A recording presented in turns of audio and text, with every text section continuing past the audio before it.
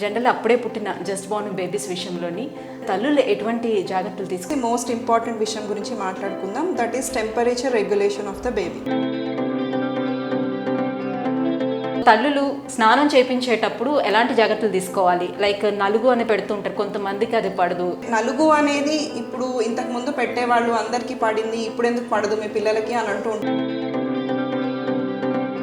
Oil massage అది చేసేటప్పుడు కొంచెం చెవుట్లో కూడా ఆయిల్ వేయడం లాంటివి చేస్తే ఇలా చేయొచ్చు అంటారు. ఆయిల్ వేస్తే వెంటనే అక్కడ ఆయిల్ సెట్ అయిపోయి మామూలుగా ఆయిల్ పెట్టుకొని సింపుల్ ఎక్సర్సైజెస్ చేసుకొని మసాజ్ చేసుకొని హాట్ వాటర్ని యూస్ చేస్తుంటారా? అది ఎంతవరకు ఉండాలి? ఆ ఉష్ణోగ్రత ఎంతవరకు మెయింటైన్ చేయాల్సి ఉంటుంది? బేబీకి ఏంటి కరెక్ట్ టెంపరేచర్ అని మనం తెలుసుకోవాలనుకున్నప్పుడు రూమ్ టెంపరేచర్ ఏదైతే ఉందో హాట్ వాటర్ని యూస్ చేస్తుంటారా? అది ఎంతవరకు ఉండాలి? ఆ ఉష్ణోగ్రత ఎంతవరకు? నీళ్ళ విషయానికి వస్తే మనం చెయ్యి పెట్టినప్పుడు ఇట్ షుడ్ బి కంఫర్టబుల్. మనకి అది వేడిగా తగలకూడదు, చల్లగా తగలకూడదు.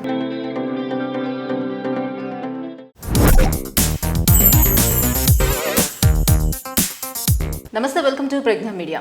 అప్పుడే పుట్టిన పిల్లల విషయంలోని తల్లులు ఎటువంటి జాగ్రత్తలు తీసుకోవాలి? హాస్పిటల్ నుంచి ఇంటికి డిశ్చార్జ్ చేసిన తర్వాత వాళ్ళ ఫీడింగ్ విషయంలో కానీ, స్నానం చేపించే విషయంలో కానీ, వాళ్ళకి ఏదైనా కోల్డ్ కాఫ్ చేస్తే ఎటువంటి జాగ్రత్తలు తీసుకోవాల్సి ఉంటుంది తల్లులు అనే విషయాన్ని తెలియజేసేందుకు మనతో పాటు ఉన్నారు doctor Bhargavi garu, pediatrician, metro care hospital, Matrushrinagar, Miyapur. Hello ma'am. Hello అండి.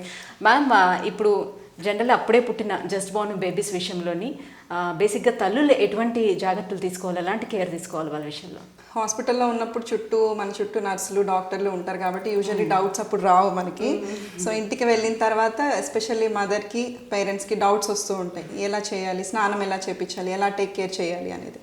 ఫస్ట్ థింగ్ వచ్చేసి మోస్ట్ ఇంపార్టెంట్ విషయం గురించి మాట్లాడుకుందాం. That is temperature regulation of the baby.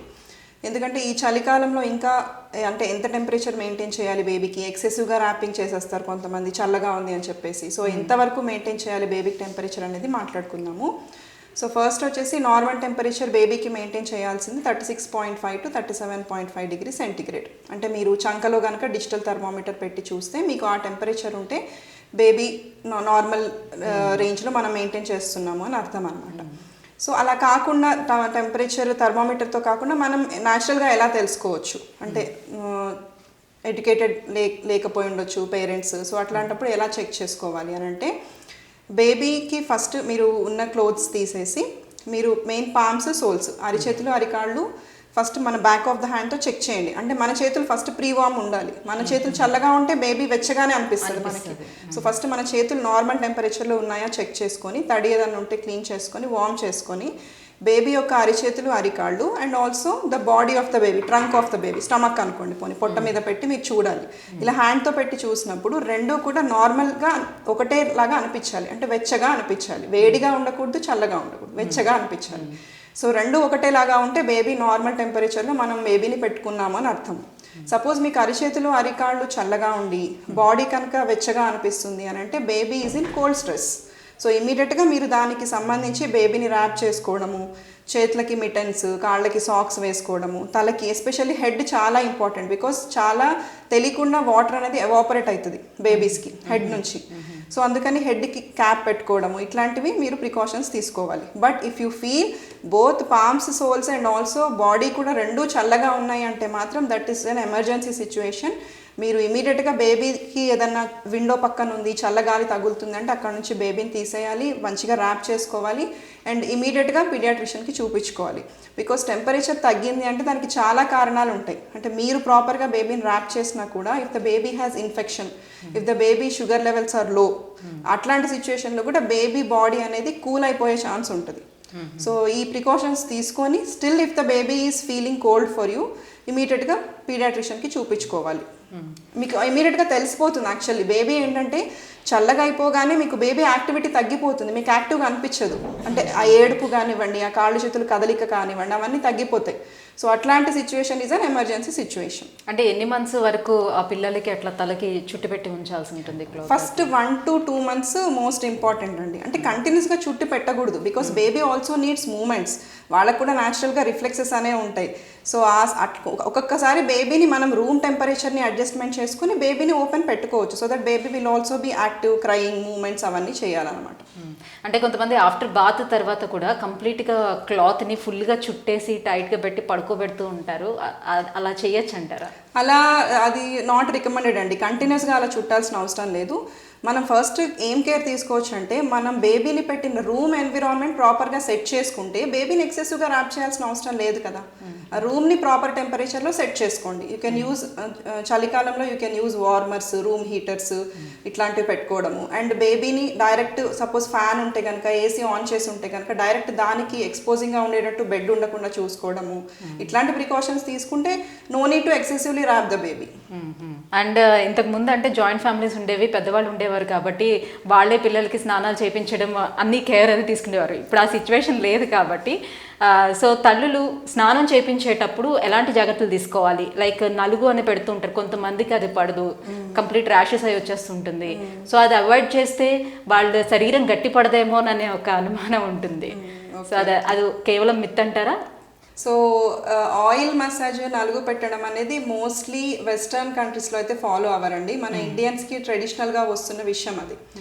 So దానికి ఉండే బెనిఫిట్స్ దానికి ఉన్నాయి ఖచ్చితంగా. ఇప్పుడు ఆయిల్ మసాజ్ చేసినప్పుడు ఫస్ట్ ఆఫ్ ఆల్ బేబీకి జెంటిల్ ఎక్సర్సైజెస్ లాగా అవుతుంది. సో బేబీ కదులుతుంది, రిఫ్లెక్సెస్, నార్మల్ రిఫ్లెక్సెస్ ఇంప్రూవ్ అవుతాయి బేబీకి. అండ్ ఆల్సో మీరు ఎప్పుడైతే పొట్టని జెంటిల్గా మసాజ్ చేసినప్పుడు ఆ కింద గ్యాస్ అనేది ఫ్రీగా పాస్ అవ్వడము, దానివల్ల బేబీ ఫస్సీనెస్ అనేది తగ్గుతుంది. అంటే గ్యాస్ ఎక్కువయ్యి అబ్డమెన్ బ్లోటింగ్ అవ్వడం అట్లాంటి సిచ్యువేషన్లో ఇది యూజ్ అవుతుంది.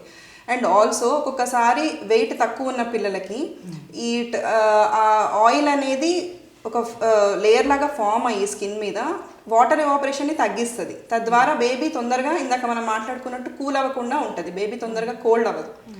బేబీ అనేది ఆయిల్ అనేది వాటర్ ఎవాపరేషన్ని తగ్గిస్తుంది. సో ఈ రెండు అయితే మనకి అడ్వాంటేజెస్ ఉన్నాయి కాబట్టి we can continue the tradition. But ఒకటేంటంటే దానికోసం స్పెషల్గా ఒక మనిషిని పెట్టుకొని చేయాలి, అలా చేస్తేనే కరెక్ట్ మసాజ్ అనేది కరెక్ట్ కాదండి. సింపుల్గా మదర్ కూడా బేబీని కాళ్ళ మీద ప్లేస్ చేసుకొని ఆయిల్ని పెట్టుకుంటూ సింపుల్ ఎక్సర్సైజెస్ కనుక చేసుకుంటే బేబీ కూడా యాక్టివ్గా ఉంటుంది. అండ్ డిపెండింగ్ అంటే నలుగు అనేది ఇప్పుడు ఇంతకు ముందు పెట్టేవాళ్ళు అందరికీ పడింది, ఇప్పుడు ఎందుకు పడదు మీ పిల్లలకి అని అంటూ ఉంటారు పెద్దవాళ్ళు. దానికి రీజన్ ఏంటి అని అంటే ఇంతకు ముందు వచ్చినట్టు మనకి ఆర్గానిక్ ఫుడ్స్ ఇప్పుడు లేవు కదండి. నలుగు ఇస్ నథింగ్ బట్ శనగపిండి, పప్పులు అవన్నీ చేస్తారు, రుబ్బి చేస్తారు, ఐ మీన్ గ్రైండ్ చేసి. సో అప్పుడు అన్నీ కల్తీ లేకుండా ఉన్నాయి కాబట్టి అప్పుడు బేబీస్కి పడ్డాయి. సో ఇప్పుడు మనం we cannot say. Even oil విషయానికి వస్తే కూడా అదే సిచ్యువేషన్. మనము మామూలుగా అయితే నువ్వుల నూనె, ఆలివ్ ఆయిల్, లేకపోతే మంచి నూనె లైక్ వంటకి యూజ్ చేసే నూనె, కొబ్బరి నూనె, రకరకాల ఆయిల్స్ యూజ్ చేస్తూ ఉంటారు. కానీ ఇప్పుడు ఎంత ఫుడ్ అడల్ట్రేషన్ జరుగుతుంది కాబట్టి మనము అవి పెట్టిన తర్వాత మళ్ళీ ర్యాషెస్ వచ్చి ఇబ్బంది పడి అలా చేసే కంటే సింపుల్గా మనం కోకోనట్ ఆయిల్ సెలెక్ట్ చేసుకుంటే కోకోనట్ ఆయిల్కి కల్తీ తక్కువ, అంటే కంపారిటివ్ టు అదర్ ఆయిల్స్ కల్తీ అయ్యే ఛాన్స్ తక్కువ కాబట్టి బెస్ట్ సింపుల్గా కోకోనట్ ఆయిల్ యూజ్ చేసుకుంటే చాలు. ఇంకా దాంట్లో మీకు వేరే డౌట్ లేదు. Or else you can use the baby massage oils which are available. అంటే ఆల్రెడీ అవన్నీ సర్టిఫై అయ్యే వస్తాయి, చెక్ అయ్యి సర్టిఫై అయ్యే వస్తాయి కాబట్టి you can depend on baby massage oils. So ma'am, ఇప్పుడు ఆయిల్ మసాజ్ అది చేసేటప్పుడు కొంచెం చెవుట్లో కూడా ఆయిల్ వేయడం లాంటివి చేస్తారు. ముక్కులో చెవుట్లో వేసి ఆయిల్ని ఇట్లా కొంచెం చెవుల్ని ఇట్లా కదిలిస్తూ ఉంటారు లోపలికి వెళ్ళడం కోసం. అట్లా చేయొచ్చు అంటారా? ఆయిల్ వేయచ్చా? లేదండి, అది అబ్సల్యూట్లీ కాంట్రా ఇండికేటెడ్. ఆయిల్ వేస్తే వెంటనే అక్కడ ఆయిల్ సెట్ అయిపోయి ఇయర్ అండ్ లంగ్ ఇన్ఫెక్షన్స్ వచ్చే ఛాన్స్ ఉంటుంది బేబీకి. సో ఎప్పుడు కూడా అలాంటివి మాత్రం చేయొద్దు. మామూలుగా ఆయిల్ పెట్టుకొని సింపుల్ ఎక్సర్సైజెస్ చేసుకొని మసాజ్ చేసుకోండి తప్పించి ముక్కుల్లో చెవుల్లో ఆయిల్ అనేది అస్సలు వేయకూడదు. రైట్. అండ్ బొడ్డు కూడా కట్ చేసి ఉంటుంది. సో ఆ బొడ్డు విషయంలో కానీ అలాగే కళ్ళ విషయంలోని బేబీకి ఎలాంటి జాగ్రత్తలు తీసుకోవాల్సి ఉంటుంది? ఓకే. సో బొడ్డు ఏంటంటే usually 2 to 3 days first sponge bathe చెప్తామండి. ద రీజన్ ఈజ్ బొడ్డు వెట్ అవుతూ ఉంటే అక్కడ ఇన్ఫెక్షన్ వచ్చే ఛాన్స్ ఉంటుంది, త్వరగా ఊడదు కాబట్టి ఫస్ట్ ఒక 2-3 days స్పాంజ్ బాత్ మాత్రమే చాలు అని చెప్తాం బేబీస్కి. యూజువల్లీ బొడ్డు అనేది 7 to 10 days, మాక్సిమమ్ 14 daysలో డ్రై అయ్యి ఊడిపోతుంది. సపోజ్ మీరు స్నానం కనుక చేయించుకుంటే బేబీకి సెకండ్ డే థర్డ్ డే నుంచి just take care that the card is dry. దాన్ని మంచిగా ప్యాడ్ చేసుకుని దాన్ని డ్రై పెట్టుకోండి అంతే. ఆటోమేటిక్గా దాని ప్రాసెస్లో అది ఊడిపోతుంది. బట్ దానికి అవి ఇవి అప్లై చేయడము, లేకపోతే బలవంతంగా ఆల్మోస్ట్ ఊడిపోయింది కదా అని బలవంతంగా దాన్ని పీకడము, లేకపోతే దానికి ఇంకేదైనా అప్లై చేయడము అట్లాంటివి మాత్రం ఎవరు చేయకూడదు. ఓకే. ఇంకా కళ్ళ విషయానికి వస్తే మనకి యూజువల్లీ 2 ప్రాబ్లమ్స్ మనము చూసుకోవచ్చు. ఒకటి, పిల్లలకి యూజువల్లీ కన్నీళ్ళు రావు ఫస్ట్ 2 monthsలో. ఏడ్చినా కూడా. సో కళ్ళలో నీళ్లు కనుక కారుతున్నాయి కంటిన్యూస్గా అంటే మీకు ఒక డౌట్ రావాలి, కంటికి ముక్కుకి మధ్యలో నేసోలాక్రిమల్ డక్ట్ ఉంటుంది. సో అదేమన్నా బ్లాక్ ఉందేమో, అందువల్ల నీళ్లు కిందికి వెళ్ళక కళ్ళ నుంచి వస్తుంది అనేది ఒక డౌట్ రావాలన్నమాట. సో అట్లా అది మేము పెద్దగా కంగారు పడాల్సిన విషయం లేదండి. జస్ట్ దాన్ని మీరు మసాజ్ చేస్తున్నప్పుడు జస్ట్ నోస్ నుంచి ఐస్ నుంచి నోస్కి ఇలా మసాజ్ చేసుకుంటే సరిపోతుంది. మోస్ట్ ప్రాబబ్లీ ఆ ప్రాబ్లం అనేది క్లియర్ అయిపోతుంది. ఇంకా మీకు ఎక్సెసివ్గా వస్తుంది బాగా అనుకున్నప్పుడు మీరు పీడియాట్రిషియన్ని కన్సల్ట్ అయినప్పుడు ఆ డౌట్ కనుక చెప్తే దానికి సంబంధించి మీకు ఎక్స్ప్లెనేషన్ అనేది ఇస్తారు. సెకండ్ థింగ్ వచ్చేసి స్టిక్కీ ఐస్. చాలా మందికి కళ్ళు అతుక్కుపోతున్నాయి అని వస్తారు. So it indicates infection. So అది కూడా మంచిది కాదు. మీరు దాన్ని కన్సల్ట్ చేసుకుని దానికి సంబంధించిన ఐ డ్రాప్స్ అనేది వేసుకోవాలి. ఒకటి కేర్ ఏం తీసుకోవాలంటే కళ్ళు మీరు తుడిచినప్పుడు రెండు కూడా సపరేట్ కాటన్ పీసెస్తో తుడవాలి. ఎందుకంటే ఇది తుడిచి ఇమీడియట్గా ఇలా తుడిచామంటే దీనికి ఏమైనా ఇన్ఫెక్షన్ ఉంటే దీనికి స్ప్రెడ్ అవుతుంది.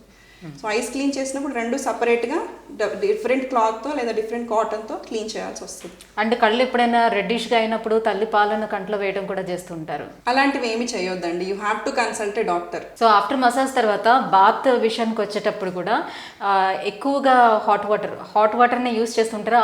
అది ఎంతవరకు ఉండాలి, ఆ ఉష్ణోగ్రత ఎంతవరకు మెయింటైన్ చేయాల్సి ఉంటుంది? అండ్ ఎక్కువ వాటర్తో స్నానం చేయించినా కూడా బేబీకి బాగుంటుందని అంటారు, అది ఎంతవరకు కరెక్ట్?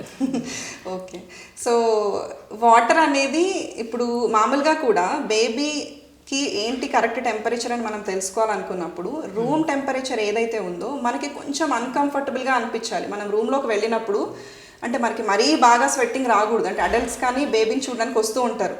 సో మనం ఎలా ఫీల్ అవ్వాలంటే ఆ రూము మనకి వెళ్ళిన తర్వాత ఒక 5 నిమిషాలు కూర్చున్న తర్వాత మనకు కొంచెం లైట్గా స్వెట్టింగ్ వస్తున్నట్టు అలా ఫీలింగ్ ఉండాలన్నమాట. అది బేబీకి కరెక్ట్ టెంపరేచర్. సో అలానే నీళ్ళ విషయానికి వస్తే మనం చెయ్యి పెట్టినప్పుడు ఇట్ షుడ్ బి కంఫర్టబుల్. మనకి అది వేడిగా తగలకూడదు, చల్లగా తగలకూడదు, గోరువెచ్చగా అంటాం కదా, సింపుల్. అది ఫాలో అయితే సరిపోతుంది. Okay, right. ఇంకా ఫీడింగ్ విషయానికి వచ్చేటప్పుడు పిల్లలు ఏడుస్తున్న ప్రతిసారి మదర్ ఫీడింగ్ ఇచ్చేస్తూ ఉంటారు. అది ఎంతవరకు కరెక్ట్? వాళ్ళకి ఎంతవరకు ఫీడ్ ఇవ్వాలి అని తెలుసుకోవాల్సి ఉంటుంది మదర్? సో ఫస్ట్ థింగ్ వచ్చేసి ఫీడింగ్లో చాలా చేంజెస్, అప్డేట్స్ వస్తూ ఉంటాయండి ఎప్పటికప్పుడు. బట్ ఇప్పుడు కాన్సెప్ట్ ఏంటి అంటే బ్రెస్ట్ ఫీడింగ్ అనేది ఎంత ఎర్లీగా స్టార్ట్ చేస్తే అంత బేబీకి మంచిది, మదర్కి మంచిది. The first 1 hour is the golden hour. ఆ టైంలో కనుక బేబీకి బ్రెస్ట్ ఫీడింగ్ ఇనిషియేషన్ మనం చేయగలిగితే ఫ్యూచర్లో బేబీకి మదర్ని ప్రాపర్గా లాచింగ్లో కానీ లేకపోతే ఇంకా ఏదన్నా ఇమ్యూనిటీ విషయంలో కానీ ఆ ప్రాబ్లమ్స్ అన్నిటిని మనం సెట్ చేయొచ్చు. సో ఇప్పుడు ఏం చేస్తున్నారంటే ఈవెన్ గైనకాలజీ నార్మల్ డెలివరీ అయితే మనకి ప్రాబ్లం లేదు, బికాస్ ఆ 1 hourలో మదర్ది అంతా అయిపోతుంది. లైక్ ప్రాసెస్ అంతా అయిపోయి mother will be comfortable with in ½ hour to 45 minutes. So ఈజీగా మనం బేబీని మదర్ పక్కకు పెట్టి మనం ఫీడింగ్ అనేది స్టార్ట్ చేయొచ్చు. బట్ ప్రాబ్లం ఎక్కడ వస్తుందంటే సెక్షన్ జరిగినప్పుడు మదర్కి ఇంకా ప్రాసెస్ జరుగుతూ ఉంటుంది. బేబీ పుట్టిన తర్వాత కూడా ఇంకా మదర్కి సూచరింగ్ వేయడము ఇంకా అదంతా జరుగుతూ ఉంటుంది. It takes time. బట్ అట్లాంటి సిచ్యువేషన్లో కూడా these days gynaecologist are promoting to get the baby after, అంటే బేబీ క్లీనింగ్ అవన్నీ అయిపోయిన తర్వాత they are encouraging to get the baby to get back to the mother. అంటే మదర్కి సూచరింగ్ వేస్తూ ఉన్నా కూడా మనం మదర్కి కాంటాక్ట్ చేయొచ్చు బేబీని. సో ఆ టైంలో స్కిన్ టు స్కిన్ కాంటాక్ట్ పెరుగుతుంది. బేబీ ఇందాక మనం అనుకున్నట్టు టెంపరేచర్ రెగ్యులేషన్ వచ్చేస్తుంది. మదర్ స్కిన్ తగలగానే వెచ్చదనం అనేది వస్తుంది. అండ్ ఆల్సో బేబీకి ఎలా ల్యాచ్ అవ్వాలి అనేది అంటే ఫస్ట్ ఇనీషియల్ అవర్స్లోనే తెలిసిపోతుంది అనమాట. మన మదర్ని ఎలా తీసుకుంటే ఫీడింగ్ అనేది వచ్చేస్తుంది, ప్రాపర్ ల్యాచింగ్ వస్తుంది. And also bonding, emotional bonding వస్తుంది. మదర్కి అనిపిస్తుంది నేను ఎప్పుడు చూడాలి నా బేబీ, నాకు ఎప్పుడు చూడాలి, నేను ఎప్పుడు అయిపోతుంది నా ఆపరేషన్ అనే ఫీలింగ్ వస్తూ ఉంటుంది. చూపిస్తారు బట్ ఇలా చూపించి తీసుకెళ్ళిపోతారు కదా. సో మదర్కి బాగా తహతహలాడుతూ ఉంటుంది అనమాట బేబీని ఎత్తుకోవాలి అని. సో దాన్ని కూడా మనం ఇమోషనల్ బాండింగ్ కూడా ఈజీగా తొందరగా పెంచవచ్చు. So you can promote breast feeding within the first hour of life. Next వచ్చేసి ఇంటికి వెళ్ళి ఫస్ట్ 2 to 3 days మదర్కి కొంచెం తక్కువ ఫీడింగ్ వస్తుంది. సో ఇంటికి వెళ్ళిన తర్వాత ఆ 2-3 రోజులు మీకు కొంచెం ఇబ్బందిగా ఉంటుంది. ఆ సిచ్యువేషన్లో మీరు ఎవ్రీ అవర్ ఫీడింగ్ చేసుకోవచ్చు, లైక్ డిమాండ్ ఫీడింగ్ చేసుకోవచ్చు. అంటే బేబీ ఏడ్చినప్పుడల్లా మీరు ఫీడింగ్ అనేది ఇచ్చుకోవచ్చు. But after 2 to 3 days usually మదర్స్కి ప్రాపర్ బ్రెస్ట్ ఫీడింగ్ స్టార్ట్ అయిపోతుంది, ప్రాపర్ లాక్టేషన్ వచ్చేస్తుంది. ఆ సిచ్యువేషన్లో మీరు ఎట్లా అసెస్ చేయాలి అంటే ఎంతసేపు ఇవ్వాలి, ఎలా ఇవ్వాలి అది మాట్లాడుకుందాం. సో ఫస్ట్ వచ్చేసి మదర్కి మంచి ఫీడింగ్ బ్రెస్ట్ మిల్క్ స్టార్ట్ అయిపోయిన తర్వాత బేబీ యూజువల్లీ ఫీడింగ్ ఇచ్చిన తర్వాత మినిమం 1.5 to 2 hours నిద్రపోతుంది. దట్ ఇండికేట్స్ తనకి సఫిషియెంట్గా మిల్క్ అందింది అని. So every 2 to 3 hours of maximum టైంలో మీరు ఫీడింగ్ అనేది ఇస్తూ ఉండాలి. ఇన్ బిట్వీన్ ఇవ్వాల్సిన అవసరం మోస్ట్లీ అవసరం పడదు. అలా ఇచ్చినా కూడా అది కరెక్ట్ కాదు. ఎవ్రీ అవర్లీ ఇవ్వడం అనేది కూడా కరెక్ట్ కాదు. యూ హ్యావ్ టు చెక్, అంటే మీకు ఫీడింగ్ సరిగా రావట్లేదా, లేకపోతే బేబీ ప్రాపర్గా లోపల ఫీడింగ్ అనేది తీసుకోలేకపోతుందా, ఇవన్నీ సిచ్యువేషన్స్ అనేది మనం అసెస్మెంట్ చేసుకోవాలి. But the thing is every 2nd hourly to 3rd hourly you have to give breast feeding. Next thing వచ్చేసి ఇంకా ఎలా తెలుసుకోవచ్చు బేబీకి ఫీడింగ్ సరిపోతుంది అని అంటే, every day 24 hours baby should pass 6 to 8 times of urine and baby should sleep 1.5 to 2 hours after each breast feed. And also weight gain long టర్మ్లో చూసుకుంటే ఎవ్రీ వీక్ ఇంత వెయిట్ గెయిన్ అవ్వాలి అనేది ఉంటుంది. ఎట్లాగో మీరు చెకప్స్కి వెళ్తారు కాబట్టి పీడియాట్రిషియన్ దగ్గరికి, నెక్స్ట్ 1 weekలో you can check the weight gain ప్రాపర్గా ఉంది అంటే బ్రెస్ట్ మిల్క్ సరిపోతుందనే లెక్క. So no need to worry. అంటే చాలా మందికి డౌట్స్ ఉంటాయి, అంటే పెద్దవాళ్ళు కూడా సరిపోవట్లేదు అందుకే ఏడుస్తుంది బేబీ, నీకు సరిగా పాలు రావట్లేదు అని అంటూ ఉంటారు.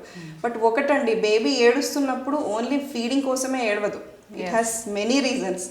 సో తనకి ఏదన్నా అంటే అక్కడ పడుకోబెట్టినప్పుడు ఏదైనా ప్రాబ్లమెటిక్గా అనిపించవచ్చు, క్లోదింగ్ కానివ్వండి, లేకపోతే బేబీకి మదర్ ఎత్తుకోవాలని అనిపిస్తుంది. సో ఆ వాంట్ అర్జ్నెస్ కోసం, అంటే నన్ను ఎత్తుకోవాలి అనే ఇది కోసం బేబీ ఏడవచ్చు. And also baby maybe feeling cold or hot, అట్లా కూడా ఉండొచ్చు. మరి బాగా వేడిగా ఉంటే ఏడుస్తుంది, చలిగా ఉన్నాయి. సో ఇవన్నీ కూడా యూరిన్ పాస్ చేసే ముందు ఏడవచ్చు, మోషన్ వెళ్ళిన తర్వాత ఆ వెట్నెస్కి ఏడవచ్చు. సో ఇవన్నీ అసెస్మెంట్ చేసుకోవాలి. అంతేగాని బేబీ ఏడ్చింది అంటే వెంటనే మదర్ని నీకు మా పాలు రావట్లేదు అందుకే ఏడుస్తుంది బేబీ అని అంటే ఆటోమేటిక్గా సైకలాజికల్గా మదర్కి అది పడిపోతే, బ్రెస్ట్ మిల్క్ సైకలాజికల్ ఎఫెక్ట్ కూడా ఉంటుంది. అంటే చాలామంది అట్లా అనుకోరు, బట్ డెఫినెట్లీ సైకలాజికల్గా హార్మోన్స్ అనేవి పాజిటివ్గా ఉంటే మదర్ ఇనిషియేషన్ అవుతుంది. ఎప్పుడైతే మదర్ నాకు రావట్లేదు అని అనుకుంది అనుకోండి, ఆటోమేటిక్గా బ్రెస్ట్ మిల్క్ తగ్గిపోతాయి. So positive encouragement is very important. ఈ సిచ్యువేషన్లోనే మనకి హస్బెండ్, గ్రాండ్ పేరెంట్స్, మదర్స్ వీళ్ళందరూ ఇంపార్టెంట్ అనమాట. You should encourage the mother, but you should not just మీకు రావట్లేదు అనే స్టేట్మెంట్ ఇవ్వకుండా, రాకపోతే దానికి ఏం చేయాలి అనేది you can just go to a doctor and consult regarding that. And feeding ఇచ్చేటప్పుడు కూడా పొజిషన్ అనేది ఏ రకంగా ఉండాలి? ఇప్పుడు నైట్ టైమ్ మదర్స్ అందరూ కూడా కొంచెం నిద్ర దీంట్లో ఉంటారు కాబట్టి, సో పడుకోబెట్టే ఫీడింగ్ ఇచ్చేస్తూ ఉంటారు, అలా చేయొచ్చు అంటారా? దట్ ఈస్ నాట్ రికమెండెడ్ అండి. లైక్ అట్లీస్ట్ ఒక బేబీ 9 to 10 months వచ్చేదాకా వరకు అయితే you have to SIT and give. పడుకొని ఫీడింగ్ ఇవ్వడం అనేది ఇట్స్ నాట్ అడ్వైజబుల్. బికాస్ వాళ్ళు ఎంత తీసుకుంటున్నారు నోట్లో, వాళ్ళ నోట్లో మిల్క్ ఉండిపోతుందా, అది ఏమన్నా లంగ్స్లోకి ఆస్పిరేషన్ అయ్యే ఛాన్స్ ఉంటుంది, వామిట్ అయ్యే ఛాన్స్ ఉంటుంది. So that is not recommended. The best thing is to SIT and give. మనము మదర్కి ఆ స్ట్రెస్ తగ్గించడానికి మార్నింగ్ టైంలో మనం బేబీని ఎక్కువ టేక్ కేర్ చేస్తే mother can take care in the night. So we have to support. So cold cough వచ్చేటప్పుడు ఎలాంటి ప్రికాషన్ తీసుకోవాలి బేబీ విషయంలో? యూజువల్లీ బేబీ 6 to 8 times కనుక నార్మల్గా అప్పుడప్పుడు స్నీజ్ చేస్తుంది, ఆర్ ఎల్స్ డే మొత్తంలో ఒక 1 to 2 times కాఫ్ చేసింది అంటే అది నార్మల్ అండి. ఎందుకంటే those are normal reflexes. Sneezing, coughing అనేది మనకి ఎట్లా వస్తుంది అడల్ట్స్కి, పిల్లలకు కూడా అలానే వస్తుంది. But the thing is when it is causing a problem for feeding, అంటే దానివల్ల బేబీ సరిగా ఫీడ్ చేయలేకపోతుంది, సరిగా పడుకోలేకపోతుంది అన్నప్పుడు you have to consult a paediatrician. Okay. So ఇప్పుడు బేబీకి ఏదైనా ప్రాబ్లం వస్తుందంటే త్రూ మదర్ వల్లే వస్తుంది, మదర్ తీసుకునే ఫుడ్ మూలంగానే వస్తుంది అని అంటారు. సో అందుకోసం మదర్కి ఫుడ్ విషయంలో కూడా జాగ్రత్తలు తీసుకోమంటారు, నిజమేనంటారు? అది కొన్ని జాగ్రత్తలు తీసుకోవడంలో తప్పు లేదండి. లైక్ యూ కెన్ అవాయిడ్, ఇప్పుడు కొంతమందికి లాక్టోజ్ ఇంటాలరెన్స్ ఉంటుంది. సో మదర్ ఎక్కువ మిల్క్కి సంబంధించి డైరీ ప్రోడక్ట్స్ తీసుకుంటే బేబీకి కూడా వచ్చే ఛాన్స్ ఉంటుంది. అండ్ ఆల్సో కొన్ని స్పైసీ ఫుడ్స్ కానివ్వండి, లేకపోతే కొన్ని పిండితో చేసినవి అంటే శనగపిండి ఇట్లాంటివి యూజ్ చేసినప్పుడు బ్లోటింగ్ వచ్చే ఛాన్స్ ఉంటుంది. సో కొన్ని ఫుడ్స్ అనేవి అవాయిడ్ చేసుకుంటే మంచిది, but you should better consult a doctor and know. Okay, right. Thank you so much ma'am. So just born babies విషయంలోని తల్లులు ఎటువంటి జాగ్రత్తలు తీసుకోవాలనే విషయం తెలియజేసినందుకు thank you so much. Thank you.